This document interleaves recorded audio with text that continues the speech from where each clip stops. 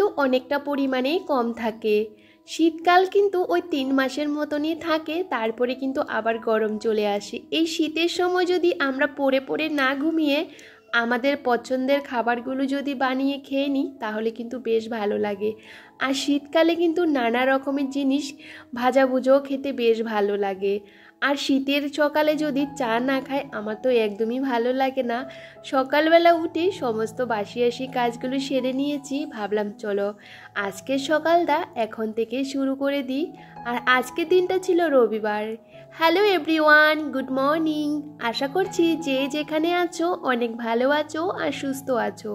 আমার ছোট্ট একটা ফ্যামিলিতেই তোমাদের সবাইকে জানাই অনেক অনেক ভালোবাসা। আর এখন কিন্তু সকাল 8:45 মতো বাজে। আর আজকে ঘুম থেকে উঠেছিলাম বেশ খানিকটা আগে। আজকে যেহেতু রবিবার ছিল ভেবেছিলাম যে একটু ঘুমাবো, কিন্তু আমার ছেলেই সকালে ঘুম থেকে উঠে ও বাইরে আসার জন্য ভীষণ বায়না শুরু করে দিয়েছিল। সেজন্য সকালে ঘুম থেকে উঠে পড়েছি। আসলে কি বলতো, ছোট একটা বাচ্চা থাকলে আমরা কিন্তু আমাদের মনের মতন করে কিন্তু সময়ও কাটাতে পারি না, ওদের মনের মতন করে আমাদের চলতে হয়। তো দেখো আজকে রবিবার দেখো কিন্তু একদমই সকালবেলা উঠে পড়েছি। ভাবলাম চলো উঠে যেহেতু পড়েছি সকালের সমস্ত কাজ সেরে টিফিনটাও রেডি করে নিয়েছি।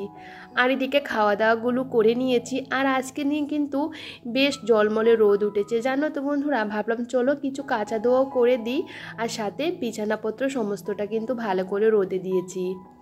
আর আমি কিন্তু সবসময় চেষ্টা করি 2 দিন পর পর সমস্ত কিছু বাইরে মেলে দিতে। আর শীতকালে যদি একটু বাইরে দিই তাহলে কি বলতো, সমস্ত কিছু কিন্তু গরম গরম থাকে, আর রোদে দিলে কিন্তু জিনিসপত্র কিন্তু বেশ ভালো থাকে। আর আমি কিন্তু প্রত্যেকটা দিন কিন্তু আমার বেডরুমটাকে পরিষ্কার করি, ঘর গোছাই। তোমরা তো সবসময়ই দেখো, কিন্তু এত পরিমাণে ধুলো বেরোচ্ছে, তোমরা কি দেখতে পাচ্ছ? ভীষণ পরিমাণে ধুলো বেরোচ্ছে জানো তো বন্ধুরা। এই জিনিসগুলো আমার ভীষণ শখের। আর এই শখের জিনিসগুলোকে আমি কিন্তু সবসময় কিন্তু একদমই পরিষ্কার করে রাখার চেষ্টা করি। আসলে কি বলতো, যে কোনো জিনিস কিন্তু যত্নের উপরেই টিকে থাকে। ভেবেছিলাম যে আমার ঘরের ফার্নিচারগুলোকে আজকে একটু নারকেলের তেল দিয়ে মুছবো, দেখি নারকেলের তেলটা বসে আছে, তো একটু বাইরে রোদে দিয়েছি, ভাবলাম পরে নারকেলের তেল দিয়ে মুছে দেব। আর কি বলতো, নারকেলের তেল দিয়ে মুছলে না ফার্নিচারগুলো কিন্তু ভীষণ পরিমাণে চকচক করে। তো যাই হোক, এদিকে সমস্ত জিনিসগুলোকে ভালো করে মুছে নিচ্ছিলাম। তোমাদের দাদাভাই গেছে দোকানে, তো ভাবলাম চলো ও আস্তে আস্তে আমি এদিকে ঘরের কাজগুলো করে নিই।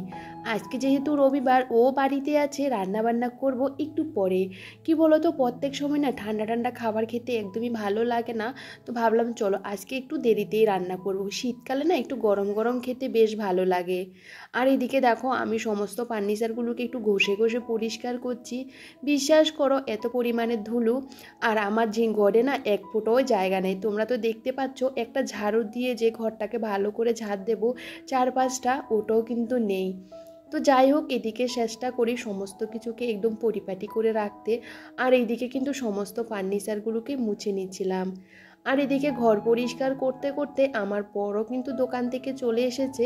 তো ভাবলাম যে যেহেতু দোকান থেকে চলে এসেছে, আর কি বলতো, শীতের সকালটা না একদমই কিভাবে চলে যায় বুঝতেই পারি না। একদম যত সকালেই উঠি না কেন, কাজগুলো করতে করতে কিভাবে যে সময়টা চলে যায় একদমই বুঝতে পারি না। তো ভাবলাম চলো ঘরটাকে ভালো করে ক্লিন করে নিই। আর এটা কিন্তু আমাদের ডেইলি রুটিনের মধ্যে পড়ে। যতই কাজকর্ম করো না কেন, তারপরে যখন ঘরের মধ্যে যখন আসি, তখন ঘরের মধ্যে যদি ধুলো বালু ময়লা থাকে তখন কিন্তু একদমই ভালো লাগে না। আমাদের ঘরেরটা হলো শান্তির জায়গা। যতই কাজকর্ম করি না কেন, যখন কাজকর্ম করার পর যদি ঘরের ভিতরে আসি তখন কিন্তু মনটা এমনিতেই শান্ত হয়ে যায়। তো তারপরে যদি ঘরটা গোছানো থাকে তাহলে তো আরও ভালো লাগে, আর যদি গোছানো না থাকে তাহলে কিন্তু একদমই ভালো লাগে না। তো সবসময় চেষ্টা করি আমার নিজের শান্তির জায়গাটা যাতে খুব ভালো থাকে, সুন্দর থাকে, পরিপাটি থাকে, সেটাই সবসময় চেষ্টা করি। আর এদিকে সমস্ত ফার্নিচারগুলোকে ভালো করে মুছে নিয়েছি, আর এখন ঘরটাকেও ঝাড় দিয়ে দিচ্ছিলাম। আর এদিকে ছেলেও চলে এসেছে, ওর বাবার সাথে গেছিলো দোকানে, আর এখন এসে দুষ্টুমি করছিল জানো তো বন্ধুরা। আজকেও না মোবাইলটাও ফেলে দিয়েছিল। কিছুদিন আগে তো মোবাইলটা ফেলে দিয়েছিল, আমি 1.5 মাস পরে মোবাইলটা হাতে পেয়েছিলাম। ভীষণ খারাপ লাগে জানো তো বন্ধুরা। তো যাই হোক, ও কিন্তু বুঝতে পারে না কিভাবে ফেলে দিয়েছিল। তো ওকে একটু বকাবকি করেছি, মানে বোঝাচ্ছিলাম যে মোবাইল ফেলবে না। আর কি বলতো, ও তো ভীষণ ছোট, ওকে বোঝালো বুঝে না, তাও চেষ্টা করি। আর এদিকে দেখো ঘরটাকে ভালো করে যতটুক আমার ঝাড়ুটা যায় অতটুক ঢুকিয়ে ঢুকিয়ে ঘরটাকে ভালো করে ঝাড় দিয়ে নিয়েছি। সকালবেলা একবার ঝাড় দেওয়া হয়ে গেছে, আর এখন দেখো কতগুলো ধুলো বেরিয়েছে। আসলে কি বলতো, যতবারই ঝাড় দাও না কেন, ঘর যতবারই পরিষ্কার করবে ততবারই কিন্তু ধুলো ময়লাগুলো বেরোবে। আর এখন কিন্তু আমার ঘরটাকে ভালো করে ক্লিন করে ঘরটাও ঝাড় দিয়ে দিয়েছিলাম। আর কি বলতো, ভেবেছিলাম যে ওই ঘরটা গোছাবো, ওই ঘরটা কিন্তু ভীষণ পরিমাণে এলোমেলো করে রেখেছে ছেলে, যেহেতু সকাল থেকে ওখানে বসে খেলা করে সে কারণে। তারপরে ভাবলাম চলো রান্নাটাও বসিয়ে দিই, কারণ সময় তো অনেকটাই হয়ে গেছে, রান্না তো করতে হবে। আর এদিকে একদিকে ভাতের হাঁড়ি বসিয়ে দিয়েছি, আর একদিকে কিন্তু ডাল বসিয়ে দিয়েছি। আর জানো তো বন্ধুরা, প্রেসার কুকারে কিন্তু ডালটা হতে বেশিক্ষণ সময় লাগে না। আর এদিকে কিন্তু আমি চিকেনটা ভালো করে ধুয়ে নিয়েছি, বর নিয়ে এসেছে চিকেন, আর সাথে কিন্তু সমস্ত মশলাপাতিও রেডি করে নিচ্ছিলাম। রান্না করতে বেশিক্ষণ টাইম লাগে না, যদি রান্নার সমস্ত কিছু যদি আগে থাকতে যদি রেডি করে নিই।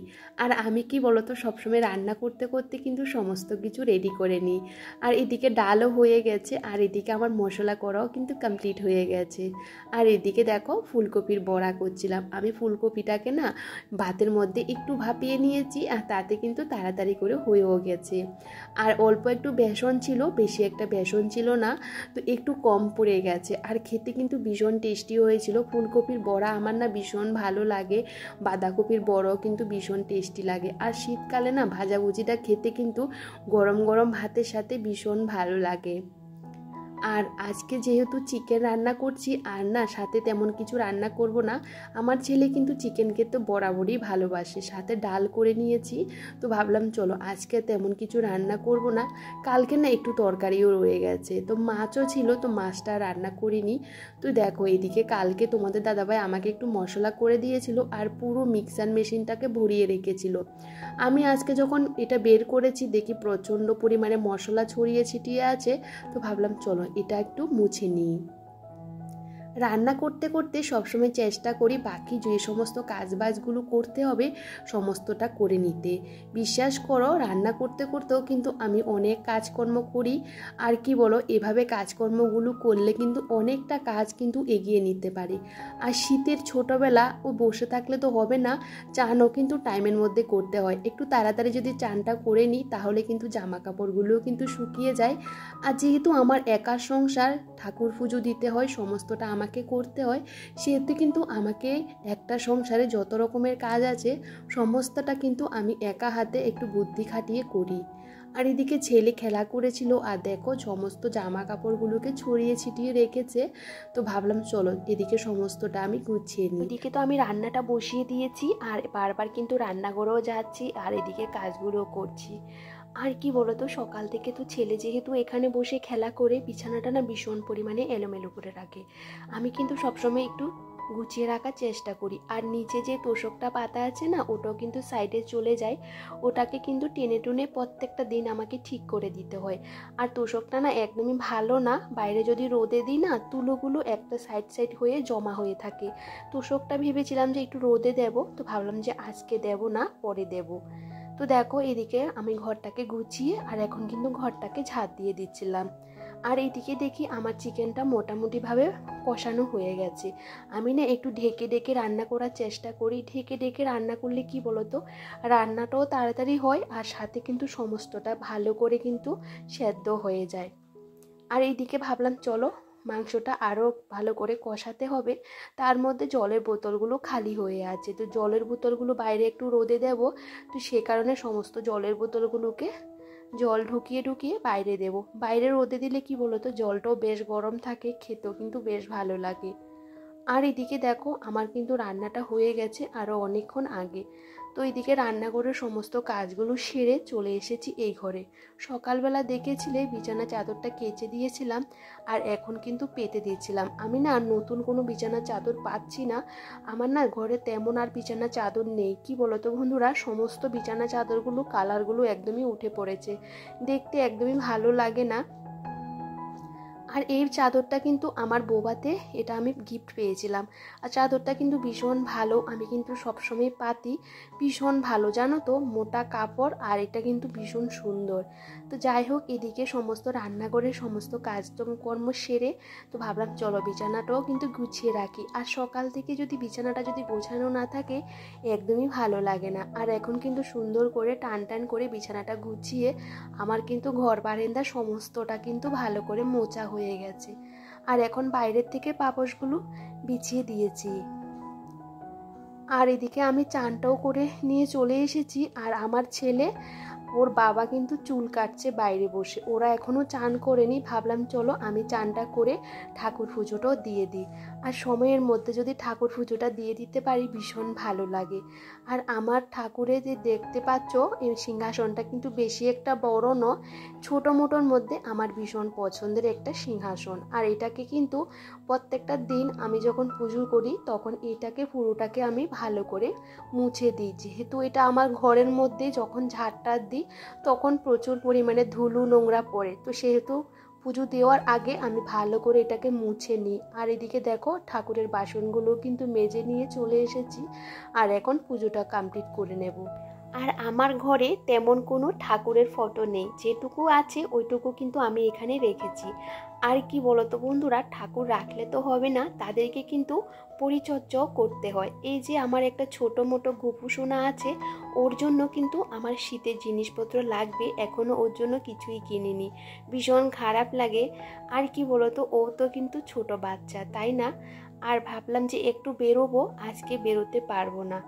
আর এদিকে তোমাদের দাদাভাই ওকে চান করিয়ে দিয়েছিল, আর আমি কিন্তু খাইয়ে দাইয়ে ও কিন্তু ঘুমিয়ে পড়েছে। তো দেখো ঘুমের মধ্যে ওকে ফুটুটা দিয়ে দিয়েছি। আমি কিন্তু কখনো ওকে ঘুমের মধ্যে ফুটুটা দেয়াই না, তো আজকে দিয়ে দিয়েছি। আর কি বলতো, ওর কপালটা না খালি খালি থাকতে আমার ভালো লাগে না। এদিকে ছেলেকে ঘুম পাড়িয়ে আমরা দুজনেই খেতে বসে গেছি। আর একটা দিন কিন্তু আমরা এভাবে খেতে পারি, আর একা একা খেতে কিন্তু একদমই ভালো লাগে না।